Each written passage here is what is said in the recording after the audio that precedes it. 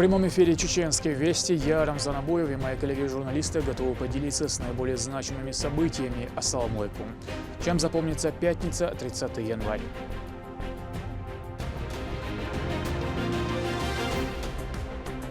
С заботой о каждом. Фонд Кадырова провел очередную благотворительную акцию.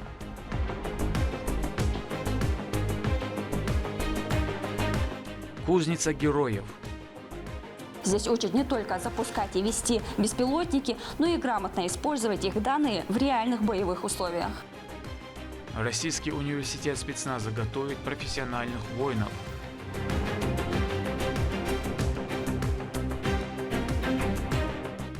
Чеченское импортозамещение. Этот этап напрямую влияет на то, каким будет урожай в следующем сезоне. Сколько тонн продукции поставляет на прилавки компания Frutis Group.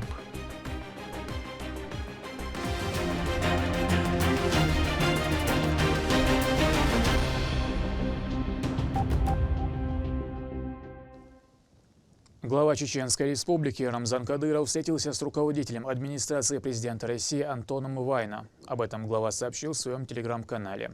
Политик уточнил, что в ходе беседы обсуждался круг вопросов, связанных с социально-экономическим развитием региона.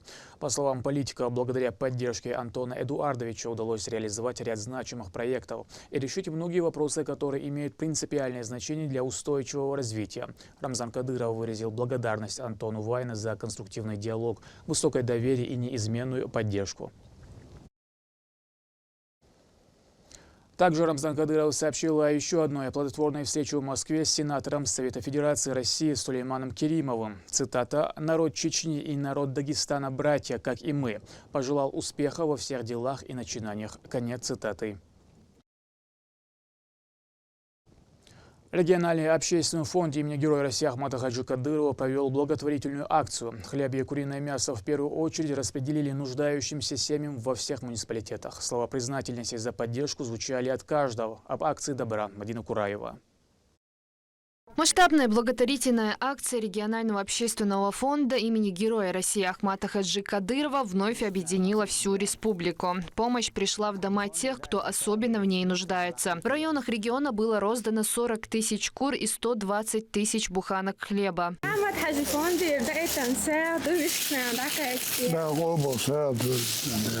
Продовольственная помощь оказывается малоимущим и нуждающимся семьям. Волонтеры фонда, не оставляя без внимания ни один адрес, доставили продукты прямо к порогу домов по заранее составленным спискам.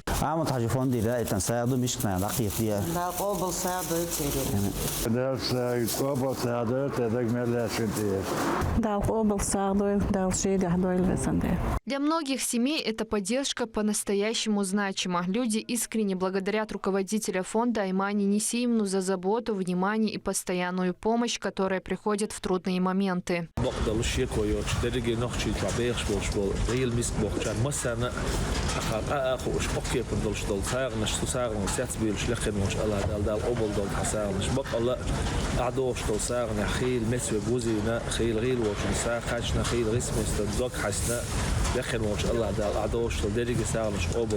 В исламе помощь нуждающимся занимает особое место. Милостыня, оказанная от чистого сердца, считается благим делом и имеет высокую духовную ценность.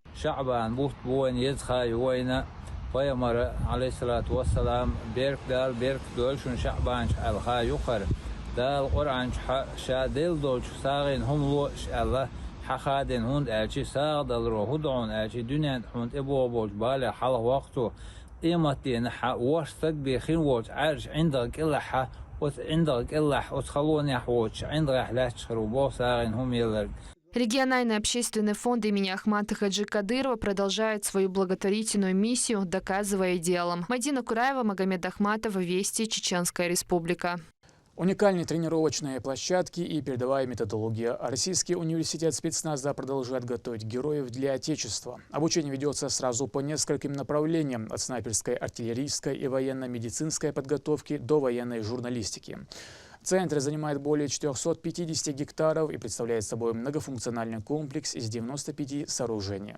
Как устроена работа легендарной кузницы героев, репортаж Лейлы Муртазовой.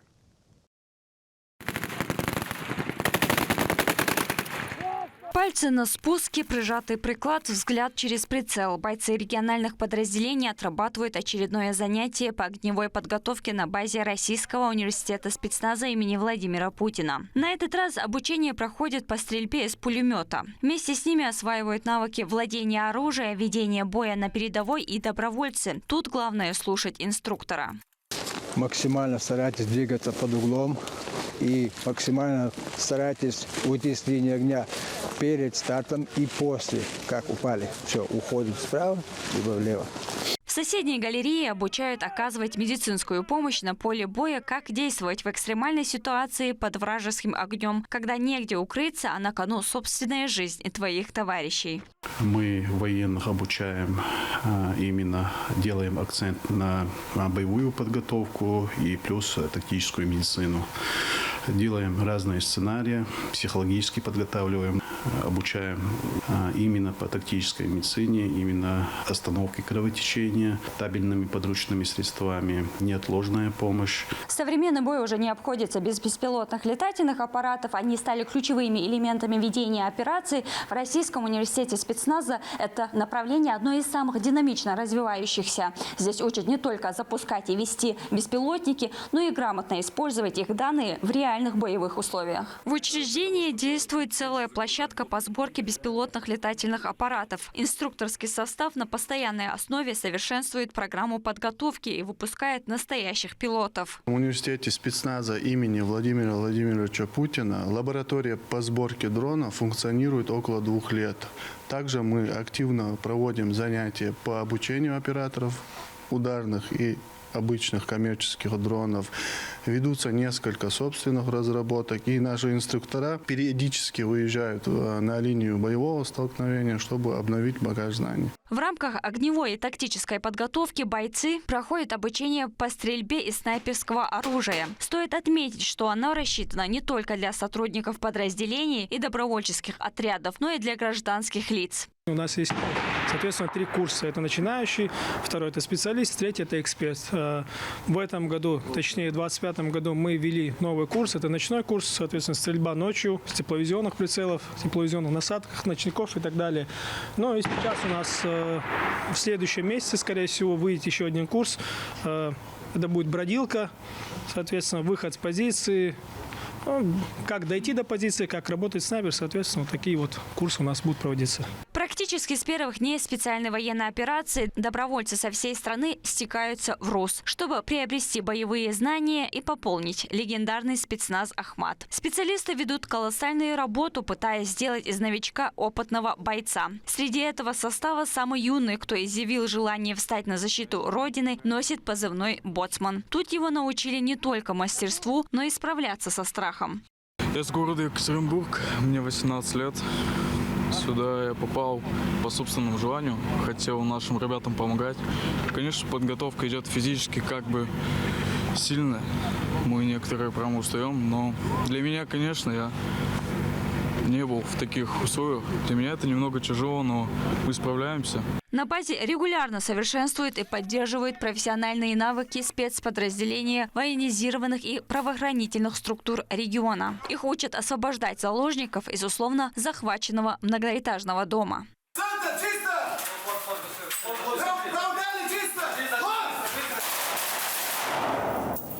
РУС давно приобрел звание самого эффективного и элитного центра, в стенах которого куют доблестных воинов. Современная инфраструктура, заточенная под боевой опыт последних лет и большое количество объектов для тактических задач позволяют всесторонне подготовить бойцов. Все сферы подготовки постоянно выходят на новый уровень. Над этим работает целая команда профессионалов.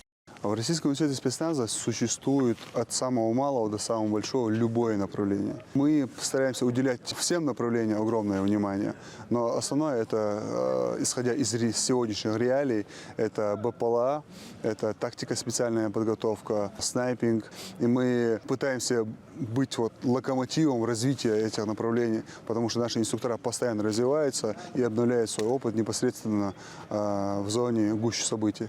Особое внимание в центре уделяет подрастающему поколению. Здесь функционирует центр «Воин», где обучают школьников возрастом от 14 до 18 лет, которые бесплатно обеспечиваются всем необходимым для занятий и тренировок. В прошлом году, в декабре 2025 года, исполнилось 3 года основанию Центра военно-спортивной подготовки «Воин» и филиала, в частности, в Чеченской Республике. Значит, за это время у нас прошли подготовку более 4500 детей, не только из Чеченской Республики, но и из других регионов. В этом году у нас уже началось обучение очередного потока школьников. Уже идет обучение по программе «Военно-спортивная подготовка и патриотическое воспитание», первый уровень стартовый.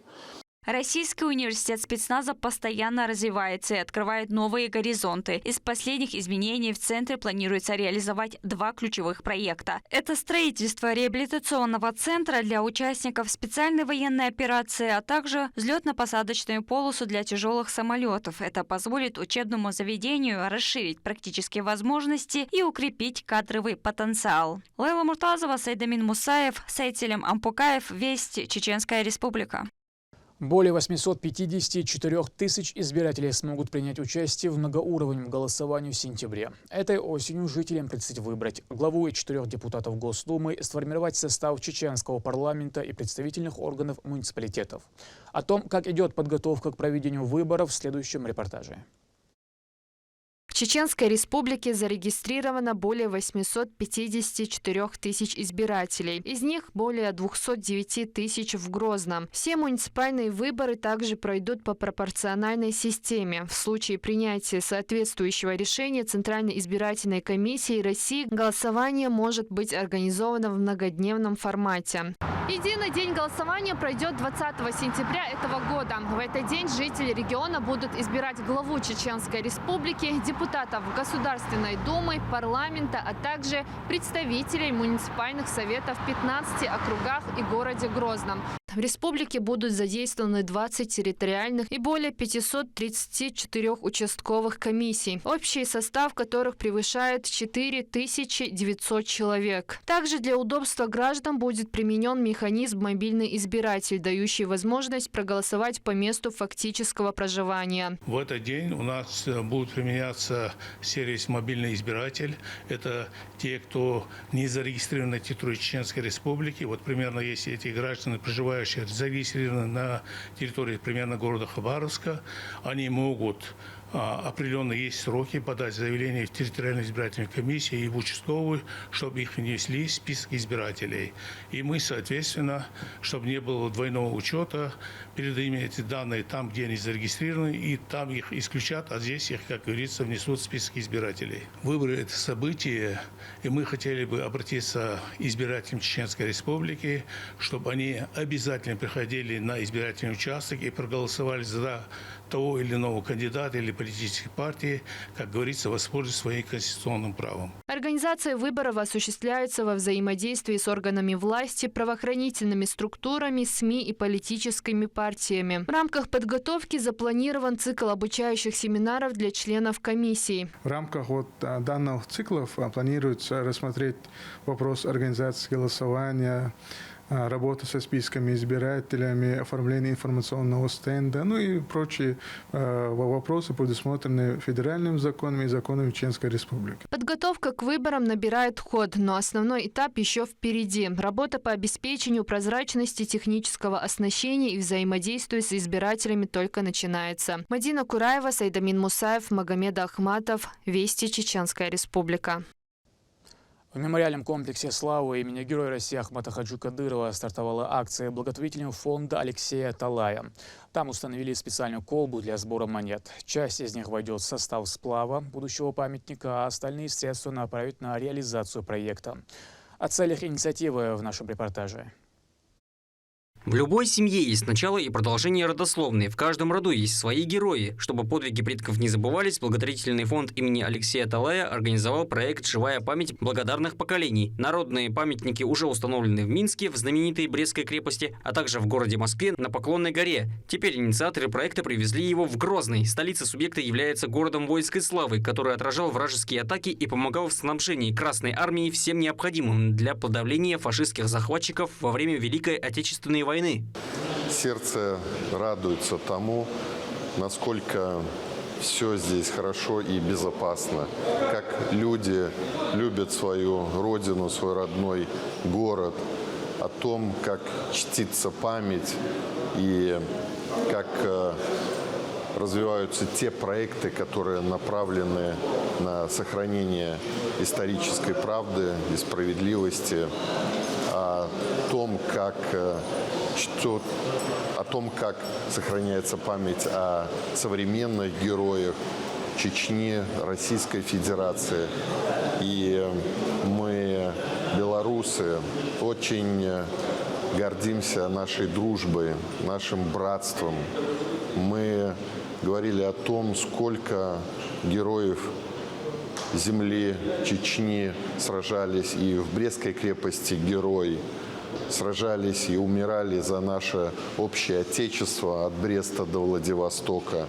И это дорогого стоит. Мы должны сохранить эту память, передать информацию об этом подрастающим поколениям, несмотря на инсинуации извне, той информационной агрессии, с которой мы сегодня сталкиваемся. Против нас развязана война не только горячая на поле боя, но и информационная в интернете, в СМИ, в различных социальных сетях. И отрадно то, как поучаствовала республика в создании общенародного памятника «Живая память благодарных поколений». Алексей Аталай – знаменитый общественный деятель, многократный рекордсмен мира и паралимпийских игр по плаванию. Трагическая случайность лишила его рук и ног в 16 лет из-за детонации мины времен Второй мировой войны. Но он смог преодолеть все тяготы и добиться успеха в жизни. Колбу сбора монет для памятного знака установили на территории мемориального комплекса славы имени Героя России Ахмата Хаджи Кадырова. В качестве приятного бонуса за визит Алексей Аталай посетил Центр подготовки профессиональных бойцов и добровольцев, участников специальной военной операции. Это Российский университет спецназа имени Владимира Путина. Несмотря на очевидную сложность, он все же смог опробовать современное стрелковое оружие. Опытные инструкторы помогли ему поразить мишени. Затем провел беседу со всеми присутствующими. Бесценный опыт. Наши военные благодарят, это ценят. И вот представляете, какой сейчас нарабатывается потенциал. Действительно, наша армия, вы самые лучшие в мире. Самые лучшие в мире. Вот. И враг это знает, враг пытается внутри нас раскачать, но этого у них не получится. Такие мощные, сильные лидеры и наши братья-мусульмане, как Рамзан Кадыров, он настолько просто такая роль мощнейшая, существенная.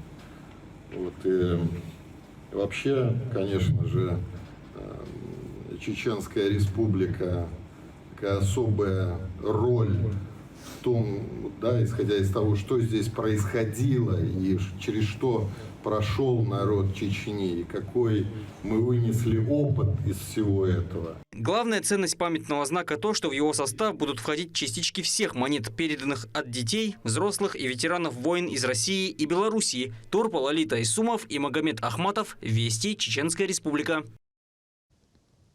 С 1 января вступили в силу обновленные правила назначения единого пособия для семей с детьми и будущих мам. Выплату смогут получать семьи, чей доход ниже прожиточного минимума. Пособие назначается сроком на 1 год с возможностью продления. Подать заявление можно через портал госуслуги в МФЦ или в клиентских службах социального фонда. Жителям рекомендуют заранее ознакомиться с новыми правилами, чтобы своевременно подготовить необходимые документы. С 1 января 2026 года внесены изменения в правилах назначения единого пособия для семей с детьми. Теперь каждый трудоспособный член семьи, включая самозанятых, в расчетном периоде должен иметь 8 минимальных заработных плат.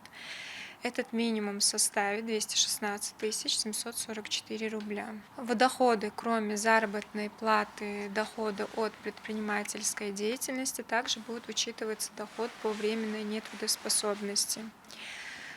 Также дополнилась уважительная причина, если вы являетесь получателем пенсии по старости, по инвалидности, по потере кормильца в расчетном периоде 10 или более месяцев, то правило 8 МРОТ к вам не применяется. Чеченский экотехнопарк мощностью 350 тонн обеспечит полную переработку всего объема твердых коммунальных отходов в регионе. Благодаря новому комплексу старые вещи получат вторую жизнь. Это позволит значительно сократить объемы захоронения на полигонах. О том, когда заработает мусороперерабатывающий завод, репортаж Турпала Тайсумова.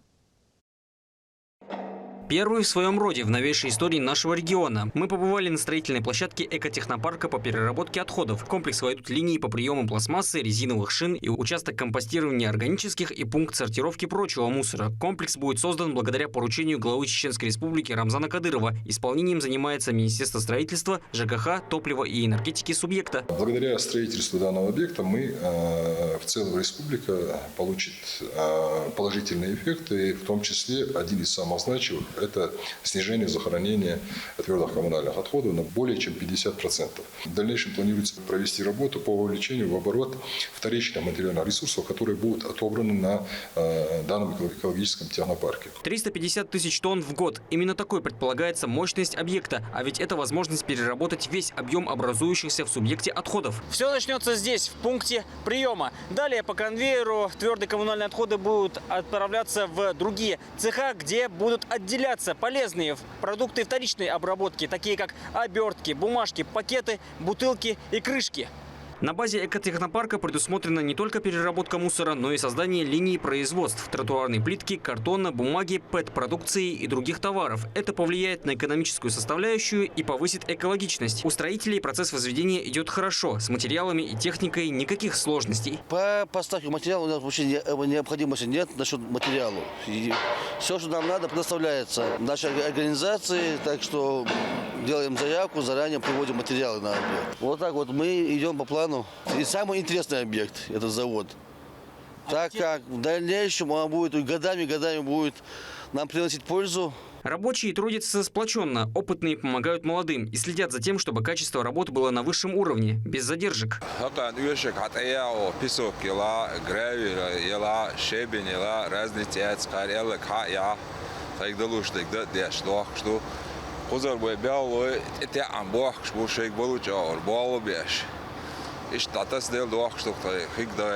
Данный комплекс будет одним из самых полезных, ведь это новые рабочие места, забота о природе и экономия на вторичном сырье. Объект возводится в рамках национального проекта «Экологическое благополучие». Турпал Тайсумов, Шамсуди Джабраилов и Магомед Тутаков. Вести, Чеченская Республика. Фарина, Golden Rush и Green Star. Эти сорта яблок давно завоевали признание покупателей. Специалисты компании Fructis Group обеспечивают полный цикл производства от бережного выращивания до реализации. По вкусу и пользе этот урожай не уступает зарубежным аналогам. О фермерском хозяйстве, чьи фрукты ценят далеко за пределами республики, в репортаже Лимды Джамалдиновой. Яблоко – один из самых любимых фруктов в России и наиболее потребляемый в мире, что подтверждает пищевую ценность продукта. При этом яблоко относится к скоропортящейся продукции, поэтому хранение без специализированного оборудования затруднено. Компания Fructis Group в своем фруктохранилище создала все условия, чтобы сохранить первозданный вкус на длительное время. Объект общей площадью около 13 тысяч квадратных метров, включающая 56 холодильных камер, системой регулируемой газовой средой, расположен в селе Бачиюрт Курчалоевского района. Мы, когда загружаем камеру, сперва держим на холоде, а потом постепенно выводим в режим РГС. Тут сейчас находится примерно до 100 тонн яблоки. У нас в общем 56 камер. Мы контролируем не только температуру, но и еще газовую среду. Влажность тоже контролируем. Здание оснащено высокотехнологичным оборудованием, которое позволяет увеличить сроки хранения фруктов в 2-4 раза без использования химических веществ до 300 дней. В камеры закладываются только свежие и неповрежденные плоды, для которых устанавливаются индивидуальные параметры хранения. Температура поддерживается на уровне 0 плюс 1 градуса, влажность около 95%. Здесь мы смотрим и наблюдаем за состоянием камер. Здесь мы не настраиваем, и даем нужный режим. И в принципе, весь процесс